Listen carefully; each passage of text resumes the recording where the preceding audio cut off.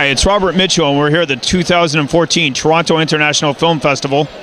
We're here at night 3 of Midnight Madness for the world premiere of Kevin Smith's new film, Tusk. Kevin Smith, it's amazing to meet you. Oh my God. Welcome to Midnight Madness. This is the official Midnight Madness blog.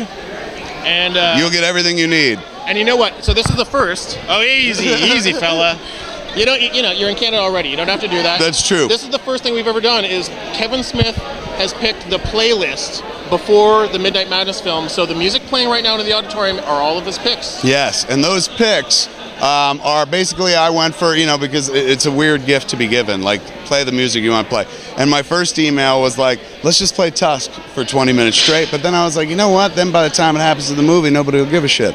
So I was like, let's go the other way, man. Since this movie is kind of like it's an American horror story through a Canadian prism, right? It's about taking, people are always like, Canadians are so nice. My thing is like, no, they're full of mystery and wonder and danger. So, the idea was like, let me do the playlist for the American who's been heavily influenced by Canada his entire career. So there's some Anne Murray in there. There's, of course, some Bob and Doug. There's Rush, naturally. It's a playlist that I'm sad to actually be missing. If I was sitting in a movie theater listening to this, I would be like, this is the playlist.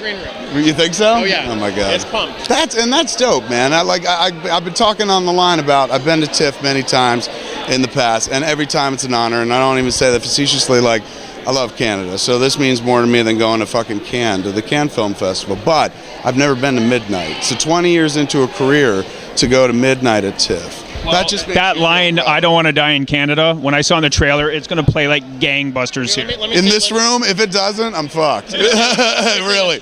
When I was in the audience and as an audience member, I was there for the first screening of Clerks.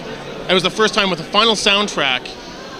That was here. That was here. That was right. It was right before we opened. That was 20 Quick question. It looked like you were going to retire from directing and pursue other stuff. Yes. And now you're like done Tusk. Now you're doing Yoga Hoosiers. You're doing another one. You're like bang, bang, bang. Yes. Where's this passion for cinematic storytelling coming from? It came from the podcasts, honestly. Like sitting there doing all those podcasts and like telling stories, making each other laugh. The whole idea of those things are you sit down with somebody you really enjoy, and I dare you to make me laugh. And so we've done that for so long, and essentially you just sit there building structures, building jokes, building characters.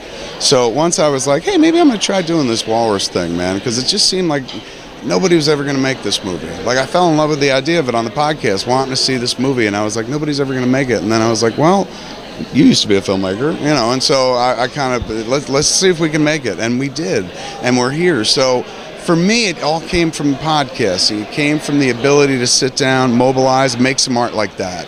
Instead of all this, like, I make art once every 2 years and I don't get out of bed for less than X, Y, Z. Like, podcasting allows me to kind of, let me see, when actors go to like acting classes and shit like that, it's just storytelling training.